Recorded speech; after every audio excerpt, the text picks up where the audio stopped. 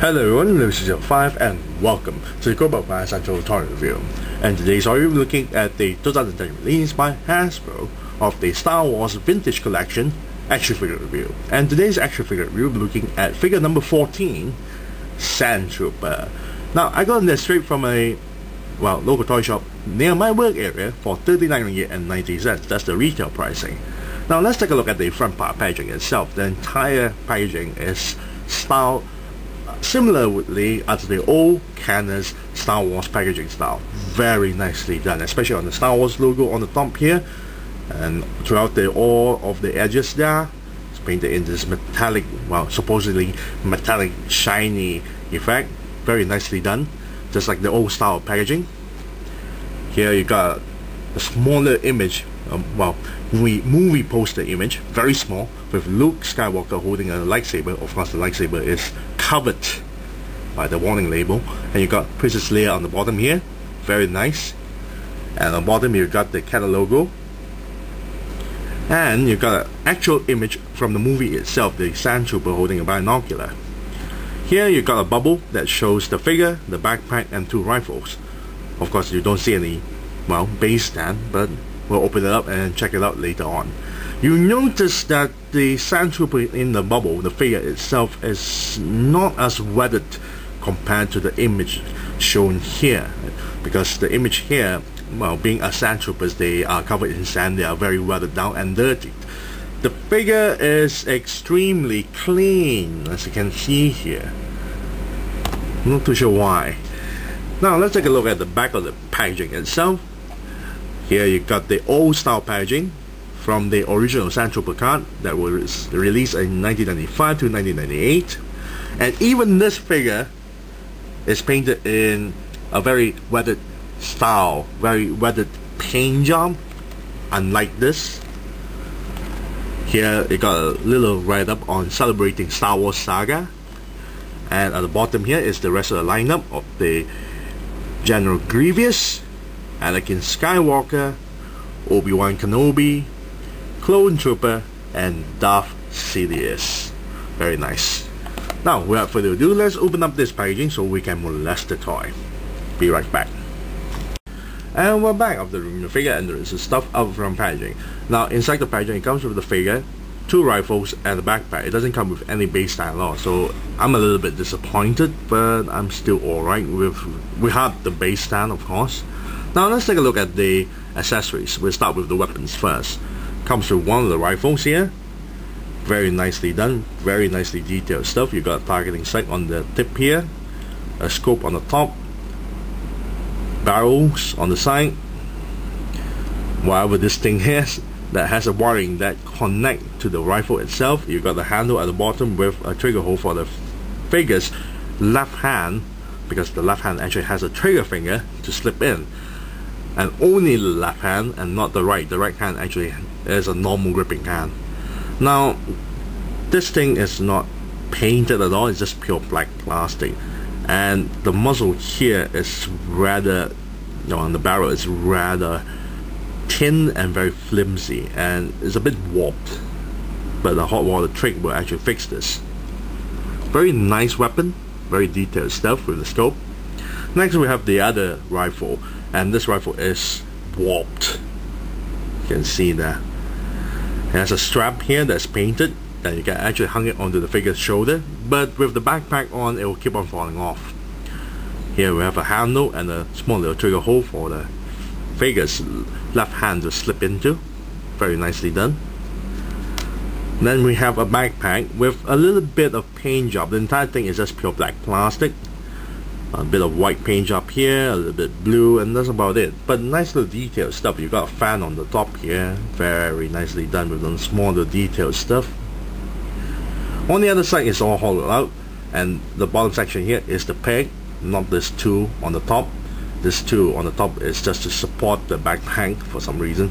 The bottom section here is the peg to connect to the back of the figure, like so. The other accessory is the shoulder pad here, which you can actually remove it by popping off the figure's head, and there you have it. I'm gonna pop back in first.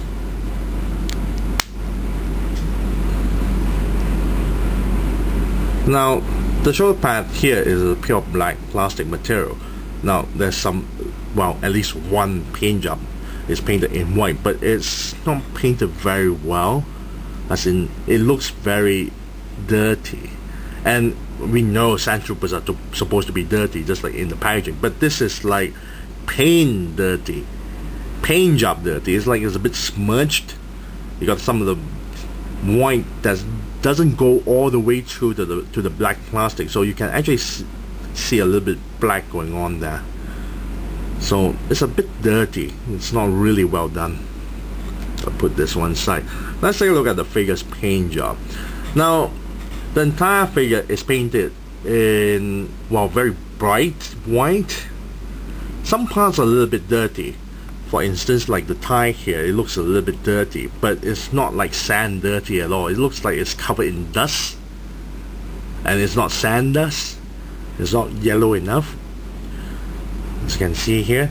Now the torso is not painted. The entire torso here is not painted, so it looks very clean compared to the packaging itself. Shoulder pads is white, but some parts is very inconsistent. Like this part here is very clean. The other side here, it looks a bit dull in color. The lower legs is not painted at all. It's very white in color, just like the torso itself.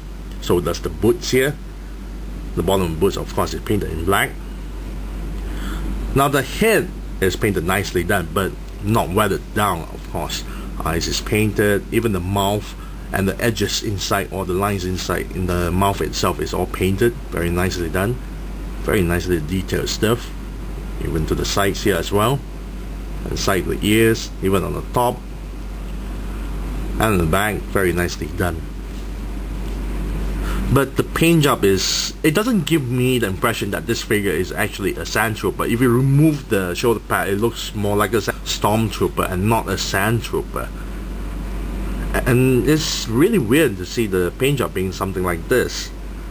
If you compare to even the old Sandtrooper figure, at least it looks like it's weathered down.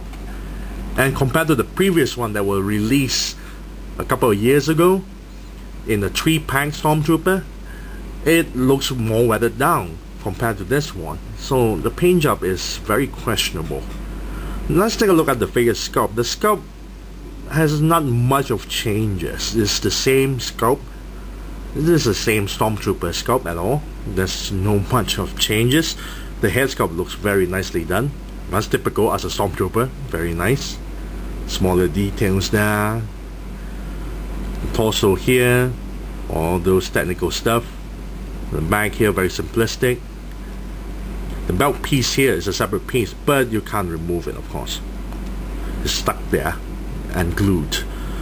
One side of the lower legs here, the armor, two parts of the armor is different. One has a knee pad, the other doesn't. Very nicely done. So does the upper thigh armor. Very nicely detailed. Now, I really don't like how they sculpt the wrist joint to aim it down like this much, because when you place the weapons onto the figure itself, he aims the weapon downward. So I really don't like that. Other than that, the figure sculpt is actually very typical of a Stormtrooper. It looks very nice. However, you notice the neck joint is a bit too long. You can see that. So without the pad, it's very long, but with the pad, it's still managed to cover a little bit, but it still gives you the illusion that it still has a very long neck. Now let's take a look at the figure's articulation. The head can pivot upwards, downwards, but it's a bit hindered by the shoulder pads, of course. Go side to side and turn 360 degrees.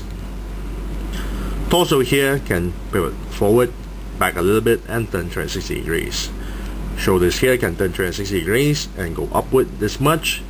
Elbow joint here bend this far and turn 360 degrees. Wrist joint here turn 360 degrees. Hip joints is something I really don't like, because the way they place the pegs is not like any other typical, well, 3¼ inch figures style. Most of them will put it on the sides. Some would put it on the top, like Iron Man 2 figures. This one put it on this angle.